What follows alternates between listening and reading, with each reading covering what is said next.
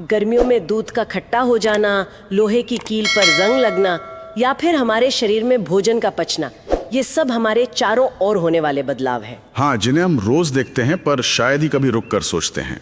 बिल्कुल, ये सिर्फ होते नहीं हैं, इनकी एक गुप्त भाषा और कुछ नियम होते हैं।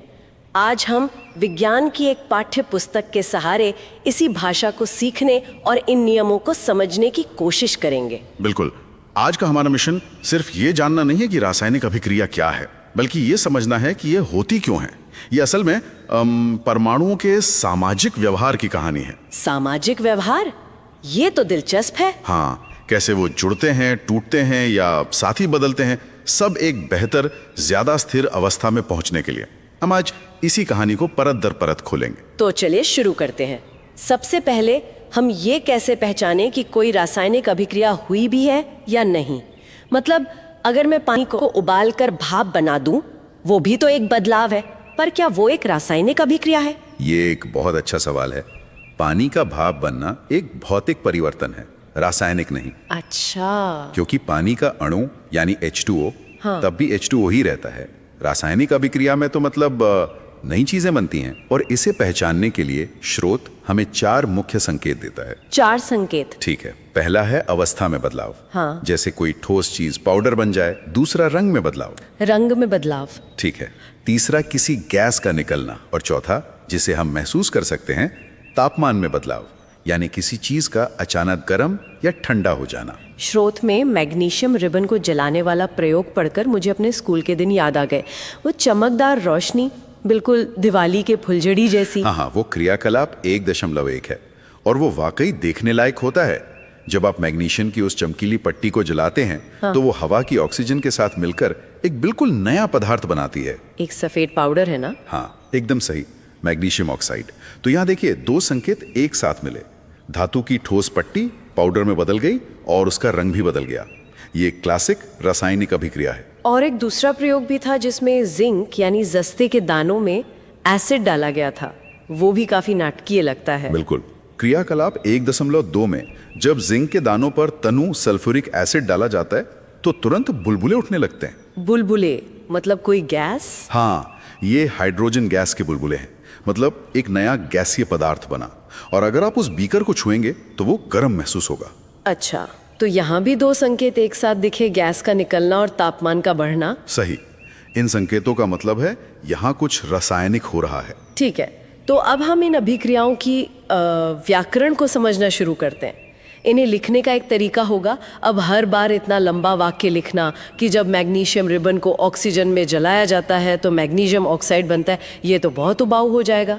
हाँ, और यहीं पर रासायनिक समीकरण काम आते हैं।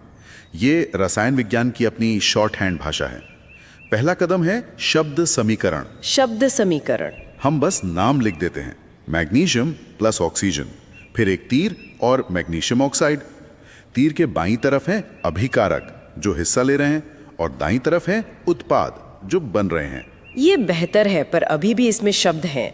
क्या इसे और छोटा और ऐसा नहीं बना सकते जिसे दुनिया में कोई भी वैज्ञानिक समझ सके? एकदम सही।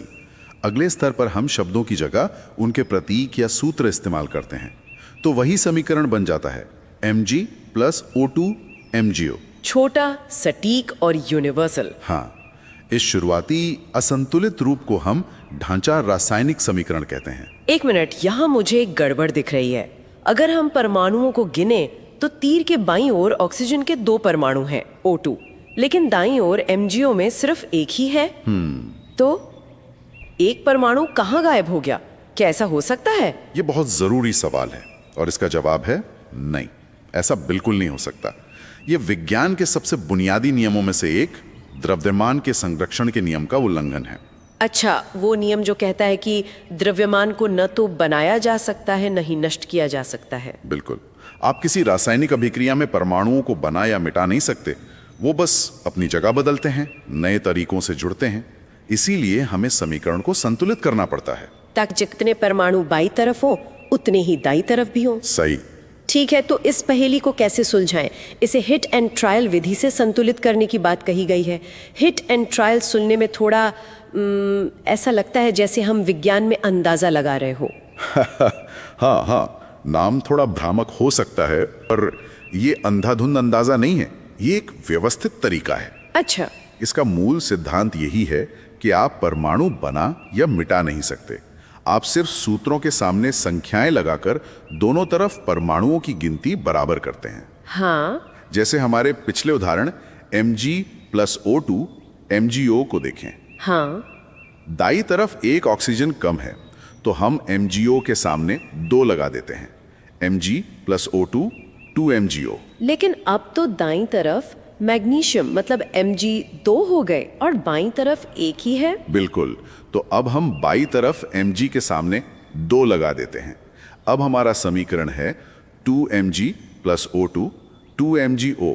अब गिनिए। बाईं तरफ 2 मैग्नीशियम 2 ऑक्सीजन और दाईं तरफ भी 2 मैग्नीशियम और 2 ऑक्सीजन। वाह, हो गया संतुलित। हो गया। स्रोत में लोहे और भाप का एक और जटिल उदाहरण है जिसे इसी तरीके से संतुलित किया गया है। प्रक्रिया वही है, बस गिनती थोड़ी ज्यादा है। समझ गई। तो ये एक तरह से हिसाब बराबर करने जैसा है। स्रोत में यह भी बताया गया है कि हम इन समीकरणों को और भी ज्यादा जानकारी वाला बना सकते हैं। हाँ, हम हर पदार्थ की भौतिक अवस्था भी लिख सकते हैं। ठोस के लिए S, द्रव के लिए L, गैस के लिए G। एग्जैक्टली। और अगर कोई चीज पानी के घोल में है तो AQ यानी जलीय। एकदम सही। तो लोहे वाला हमारा समीकरण अब ऐसा दिखेगा। 3FeS + 4H2OG = Fe3O4S + 4H2G। यहाँ H2O के आगे G लिखना बहुत जरूरी है। क्यों? क्योंकि ये बता रहा है कि लोहे ने पानी से नहीं बल्कि भाप से क्रिया की है। अच्छा, ये छोटी छोटी बातें बहुत मायने रखती हैं। बिल्कुल। ठीक है, तो अब हम इन अभिक्रियाओं की भाषा और व्याकरण समझ गए हैं, पर जैसे भाषा में अलग अलग तरह के वाक्य होते हैं, क्या इन अभिक्रियाओं के भी अपने अपने व्यक्तित्व या प्रकार होते हैं? क्या बात है, बहुत बढ़िया सादृश्य है। और हाँ, बिल्कुल होते हैं। मुख्य तौर पर हम इन्हें 4 परिवारों में बांट सकते हैं। 4 परिवार। पहला है संयोजन अभिक्रिया। जैसा नाम से ही जाहिर है, इसमें 2 या ज्यादा चीजें मिलकर एक हो जाती हैं, एक नया अकेला उत्पाद बनाती हैं। जैसे 2 दोस्त मिलकर एक टीम बना ले। बिल्कुल। इसका एक शानदार उदाहरण है बिना बुझा चूना, जिसे सफेदी के लिए इस्तेमाल करते हैं। जब आप उसमें पानी मिलाते हैं तो वो दोनों जुड़कर बुझा हुआ चूना बना लेते हैं। मैंने देखा है, वो बर्तन बहुत गर्म हो जाता हाँ, है। बहुत ज्यादा गर्म हो जाता है। जिन अभिक्रियाओं में ऐसी गर्मी बाहर निकलती है उन्हें ऊष्माक्षेपी या एक्सोथर्मिक कहते हैं। 1 मिनट, तो क्या जो हाथ गर्म करने वाले हैंड वार्मर आते हैं, उनके अंदर भी ऐसी ही कोई ऊष्माक्षेपी अभिक्रिया चल रही होती है? एकदम सही पकड़ा। उनमें भी अक्सर लोहे के पाउडर जैसी चीजें होती हैं जो हवा के संपर्क में आते ही तेजी से ऑक्सीडाइज होती हैं और गर्मी पैदा करती हैं। यही सिद्धांत है। कमाल है। और चूने की एक और दिलचस्प बात स्रोत में बताई गई है। जब आप इस बुझे हुए चूने को दीवार पर लगाते हैं तो ये हवा की कार्बन डाइऑक्साइड से क्रिया करके कैल्शियम कार्बोनेट की एक चमकदार परत बनाता है। और संगमरमर भी तो यही होता है ना, है ना? हाँ, मजे की बात यह है कि संगमरमर भी रासायनिक रूप से यही चीज है। वाह, तो दूसरा प्रकार क्या है? दूसरा प्रकार संयोजन के ठीक उल्टा है। वियोजन अभिक्रिया, डिकम्पोजिशन रिएक्शन। इसमें एक बड़ा यौगिक टूटकर छोटे छोटे हिस्सों में बंट जाता है। जैसे एक टीम का टूट जाना। सही। लेकिन ऐसा करने के लिए ऊर्जा की जरूरत पड़ती है, चाहे वो गर्मी के रूप में हो, बिजली के रूप में या फिर रोशनी के रूप में। मतलब ऊर्जा के आधार पर इसके भी अलग अलग प्रकार होंगे? हाँ, जब गर्मी से कोई चीज टूटे तो उसे ऊष्मीय वियोजन कहते हैं। जब बिजली से कोई चीज टूटे, जैसे पानी में करंट दौड़ाकर उसे हाइड्रोजन और ऑक्सीजन गैस में तोड़ना, तो उसे वैद्युत वियोजन कहते हैं। अच्छा, और उस प्रयोग में हमेशा हाइड्रोजन गैस ऑक्सीजन से 2 गुनी बनती है। बिल्कुल, क्योंकि पानी के अणु H2O का फॉर्मूला यही बताता है। और जब कोई चीज सूरज की रोशनी से टूटे तो वो प्रकाशीय वियोजन है। पुराने ब्लैक एंड व्हाइट फोटोग्राफी के पीछे यही विज्ञान था। ये तो परमाणुओं का अलग अलग तरीके से टूटना हुआ। अगला परिवार कौन सा है? अगला है विस्थापन अभिक्रिया, डिस्प्लेसमेंट रिएक्शन। ये थोड़ा प्रतिस्पर्धी है। इसे आप म्यूजिकल चेयर्स के खेल जैसा समझ सकती हैं। म्यूजिकल चेयर्स कैसे? इसमें एक ज्यादा ताकतवर यानी ज्यादा क्रियाशील तत्व आता है और किसी यौगिक में से कम क्रियाशील तत्व को उसकी जगह से हटाकर खुद बैठ जाता है। इसका कोई क्लासिक उदाहरण है? सबसे आम उदाहरण है लोहे की कील को कॉपर सल्फेट के नीले घोल में डालना। लोहा कॉपर से ज्यादा क्रियाशील है, तो लोहा कॉपर को घोल से बाहर धकेल देता है और उसकी जगह ले लेता है। और नतीजा? कील भूरी हो जाती है और घोल का रंग हल्का पड़ जाता है। सही। बिल्कुल, कील पर तांबे की भूरी परत जम जाती है और घोल का नीला रंग धीरे धीरे हल्का पड़कर हरा होने लगता है, क्योंकि अब वो आयरन सल्फेट का घोल बन गया है। और चौथा प्रकार? अगर मैं सही समझ रही हूँ तो ये और भी जटिल होगा। चौथा प्रकार है द्विविस्थापन अभिक्रिया, डबल डिस्प्लेसमेंट। यहाँ कोई किसी को धकेलता नहीं, बल्कि दो यौगिक आपस में अपने आयनों की अदला बदली कर लेते हैं। जैसे दो डांसिंग कपल्स अपने पार्टनर बदल लें। हाँ, बिल्कुल वैसा ही। जब सोडियम सल्फेट और बेरियम क्लोराइड के घोल को मिलाया जाता है तो सोडियम क्लोराइड के साथ चला जाता है और बेरियम सल्फेट के साथ। इससे बेरियम सल्फेट का एक सफेद अघुलनशील पदार्थ बनता है। अघुलनशील मतलब जो पानी में नहीं घुलता। हाँ, और वो नीचे बैठ जाता है। इस ठोस पदार्थ को अवक्षेप या प्रेसिपिटेट कहते हैं। तो ये सभी प्रकार संयोजन, वियोजन, विस्थापन असल में परमाणुओं के सामाजिक व्यवहार को ही दिखा रहे हैं। कुछ जुड़कर स्थिर होते हैं, कुछ टूटने पर और कुछ अपने साथी बदलकर। आपने बिल्कुल सही सार निकाला है। ये सब स्थिरता की तलाश का ही खेल है। स्रोत में एक और तरह के वर्गीकरण का जिक्र है जो ऑक्सीजन के लेन देन पर आधारित है, उपचयन और अपचयन। हाँ, ऑक्सीडेशन और रिडक्शन। हाँ, ये शब्द बहुत सुनने में आते हैं। इसका क्या मतलब है? इसे समझने का एक सरल तरीका है। जब कोई पदार्थ ऑक्सीजन से जुड़ता है या उसमें से हाइड्रोजन हट जाता है तो हम कहते हैं कि उसका उपचयन यानी ऑक्सीडेशन हो गया। ऑक्सीजन का जुड़ना, ठीक है। और जब किसी पदार्थ से ऑक्सीजन हट जाता है या उसमें हाइड्रोजन जुड़ जाता है तो हम कहते हैं कि उसका अपचयन यानी रिडक्शन हो गया। ये तो एक दूसरे के उल्टे हुए। बिल्कुल, और अक्सर ये दोनों प्रक्रियाएं एक ही अभिक्रिया में साथ साथ होती हैं। जब ऐसा होता है तो उसे रिडॉक्स अभिक्रिया कहते हैं। रिडॉक्स? हाँ, रिडक्शन और ऑक्सीडेशन को मिलाकर। जैसे जब आप तांबे के पाउडर को गर्म करते हैं तो वो ऑक्सीजन से जुड़कर उपचयन काला कॉपर ऑक्साइड बन जाता है। फिर जब आप इस काले पदार्थ पर हाइड्रोजन गैस डालते हैं तो हाइड्रोजन ऑक्सीजन को ले जाता है और आपको भूरा तांबा वापस मिल जाता है। यहाँ कॉपर ऑक्साइड का अपचयन हो गया। अच्छा, तो ये सब सिर्फ लैब में ही होता है या हमारी रोजमर्रा की दुनिया में भी इसके असर दिखते हैं? इसके असर हम हर दिन हर पल देखते हैं। उपचयन के दो सबसे बड़े और सीधे प्रभाव हैं। पहला है संक्षारण, जिसे आम भाषा में जंग लगना कहते हैं। लोहे पर जंग लगना। जब लोहा जैसी धातुएं नमी और हवा यानी ऑक्सीजन के संपर्क में आती हैं तो उनका धीरे धीरे उपचयन होने लगता है और वो खराब होकर जंग में बदल जाती हैं।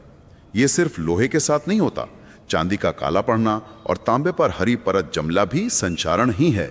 ये तो बहुत बड़ी समस्या है। पुल, जहाज सब इसी से कमजोर होते हैं। बिल्कुल।